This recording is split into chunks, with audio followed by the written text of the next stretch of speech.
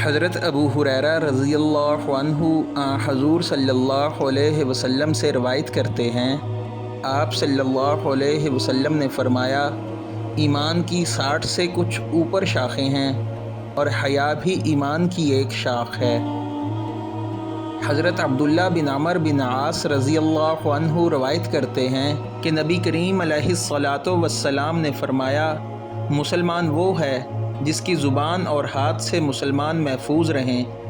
اور مہاجر وہ ہے جو ان کاموں کو چھوڑ دے جن سے اللہ تعالیٰ نے منع فرمایا ہے۔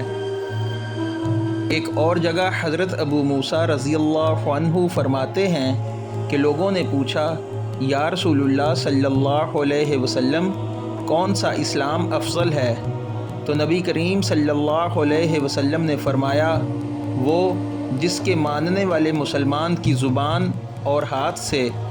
دوسرے سارے مسلمان سلامتی میں رہیں۔